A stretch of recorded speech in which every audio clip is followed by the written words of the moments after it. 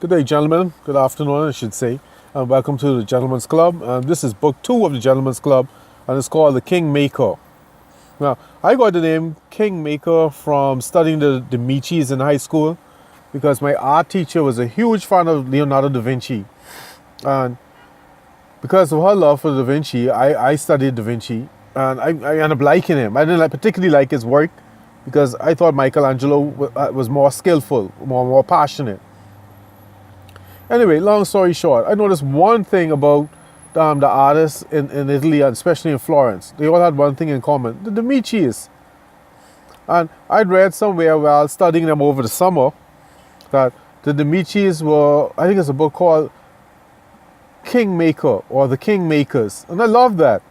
And I thought it was real fascinating that these guys, I don't know if they had royal blood or not, but they made themselves kings, so to speak. So I asked myself, is it possible to make a king without having been born one? And I was like, well, if the Medicis could do it, why can't it be done? It could be possible. Now, when I talk about kings, I don't mean it literally, but figuratively. And I got the idea from Ralph Waldo Emerson, who said that firstborn children are heaven-born princes. And that's where the idea from for the book The Emperor's Club came from, where, excuse me, with the right training and proper direction, Joe Blow can become a heaven-born prince, royalty, and a king. And why not? God made all of us equal. So that's where the idea came from for the Emperor's Club. And because I love the fact that the Medicis were called kingmakers, that's why I named the second book Kingmaker. And why not make yourself a king? That's my philosophy. To me, that was the purpose of the Emperor's Club, to create heaven-born princes or kings. Not in the literal sense, but figurative. So to me, the Emperor's Club is like sacred alchemy, where you change lead into gold, but instead you turn Joe Blow into royalty, but with proper direction and guidance.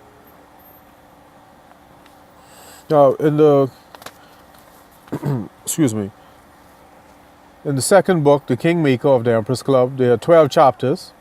The first one is Word is Born, where your word must have value in order for you to be a man.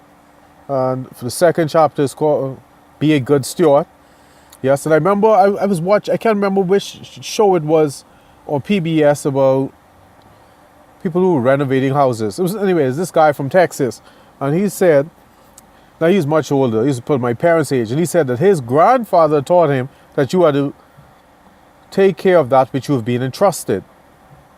And I love that. This was like 20 years ago, and I love that. So I made that a chapter, Be a Good Steward, so that you can take care of that which you have been entrusted. The third chapter is called Self-Reliance. Now everyone knows that the chain is only as strong as its weakest link. So the purpose of this chapter is to make sure that, excuse me, you can not the gentlemen in the Emperor's Club are not only self-reliant, but they're not a weak chain, a weak link in the chain. Make sure self-reliance is about making every link secure. The fourth chapter, which is dear to my heart because it reminds me of my grandmother, cleanliness is godliness. I know it's been said that cleanliness is next to godliness, but as I grew, I realized cleanliness is godliness. Excuse me. Now, the fifth chapter is decisiveness. And one of my favorite Bible verses about a man with a wayward mind. And in the book I think I read called The Ninja, one of the characters has said that indecision is poison to the mind of a warrior. When I read it back in 1995, I made that my mantra. I will not be indecisive. I will be decisive. The sixth chapter is introspection. Now this, excuse me, this is where most human beings fall apart. Because Human beings don't like to look at themselves in the mirror and tell themselves the truth, especially when they are at fault. Luckily for me, thank God, this was introduced to me in 8th grade. Excuse me, in 8th grade. And all my teachers ever since then encouraged it. So it's a way of life for me. I don't lie to myself. And also in 8th grade literature class, Shakespeare said, "To thine own self be true, and as night follows day will be true to others." So why not be truthful to yourself? Chapter 7 is health is wealth.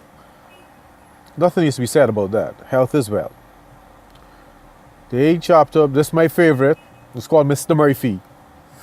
I am well acquainted with Murphy, Mr. Murphy. Gentlemen, adversity is coming your way. There's nothing you can do about it, so you got to learn how to deal with Mr. Murphy. He's a next door neighbor that does not leave you alone. The 9th chapter is called Codes.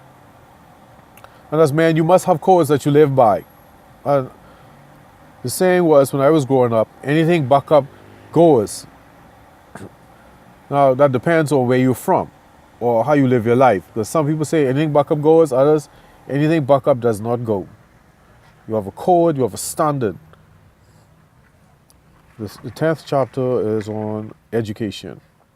Now, I think I just wrote it down. The Proverbs, that the Bible verse it came from, where Solomon said that your education is your life.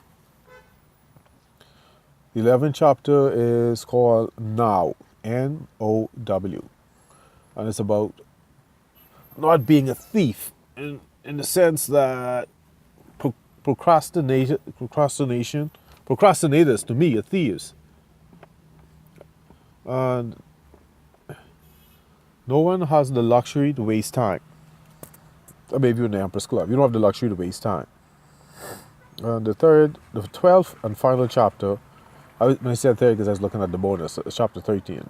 There's a bonus chapter. The 12th chapter is Money Matters. And who's it? The Wu-Tang Clan has a saying, cash rules everything around me. I don't particularly like it. It's catchy, but it's not my thing. I prefer triumph.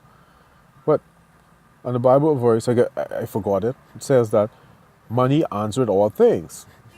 And everyone knows that money plays a big part of life. So you're going to have to deal with money one way or the other. And it is good for young men to learn how to handle money before they're adults. And that's it, gentlemen. I've got a bonus chapter for you, but it's a bonus. So you're going to have to wait until the end to see it. Thank you for your time. I'll catch you on the flip side.